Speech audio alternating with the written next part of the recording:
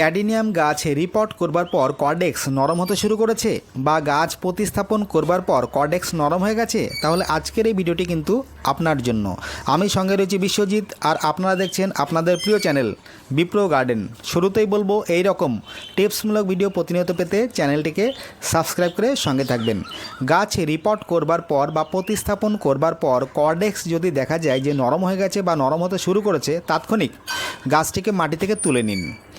ভালো মতো শিকড় থেকে মাটি ছাড়িয়ে অর্থাৎ পরিষ্কার করে নেওয়ার পর 1 লিটার জলে 2 থেকে 2.5 গ্রাম অনুপাতে সাব ফাঙ্গিসাইড মিশিয়ে তার মধ্যে গাছটিকে বসিয়ে দিন। পারলে পুরো গাছটিকে এই ফাঙ্গিসাইড জল দিয়ে ধুয়ে নিন।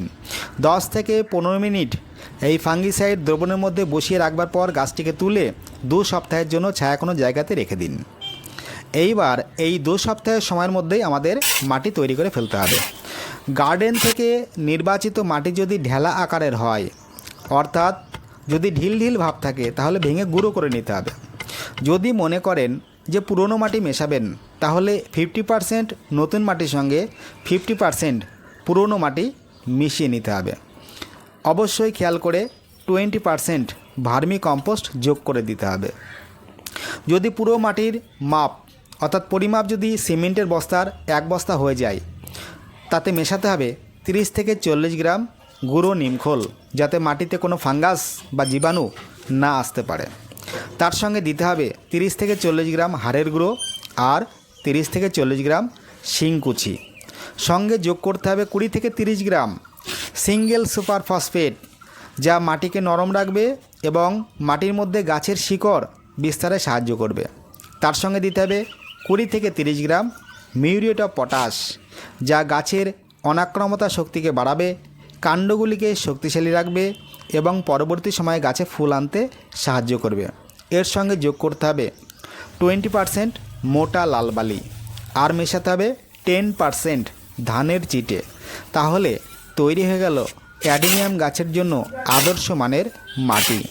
এইবার 8 থেকে 10 ইঞ্চি টব যদি নির্বাচন করে থাকেন, প্রথমে ছিদ্রগুলি খোলামকুচি দিয়ে আটকে তাতে মোটা লাল বালি বা স্টোন চিপ দিয়ে কিছুটা জল ছিটিয়ে ড্রেনেজ সিস্টেম চেক করে দেখে নিয়ে ধানের চিটে কিছুটা পরিমাণ দিয়ে নেবেন। তারপর এই তৈরি করা মাটি দিয়ে গাছ বসিয়ে 1 লিটার জলে 2 গ্রাম অনুপাতে সাব ফাঙ্গিসাইড মিশিয়ে মাটিকে ভালো মাত্রায় ভিজিয়ে দেবেন। 3 থেকে 4 দিন অন্তর অন্তর এই ফাঙ্গিসাইড মেশানো জল গাছে স্প্রে করে রাখবেন। পুরোপুরি পাতা থেকে শুরু করে কর্ডেক্স এই ফাঙ্গিসাইড দ্রবণ দিয়ে ভালো মতো করে ভিজিয়ে দেবেন। খেয়াল রাখবেন মিডিয়া যাতে অতিরিক্ত ভেজা না থাকে। দরকার পড়লে খুব সীমিত পরিমাণ ফাঙ্গিসাইড জল ব্যবহার করে রাখবেন। এইটুকু নজর রাখতে পারলেই এই গাছ কিন্তু বেঁচে যাবে, আর গাছ থেকে পরবর্তী সময়ে প্রচুর পরিমাণে ফুল পাওয়া যাবে। তাহলে পরের ভিডিওতে আবার দেখা হচ্ছে, সঙ্গে থাকবেন। নমস্কার।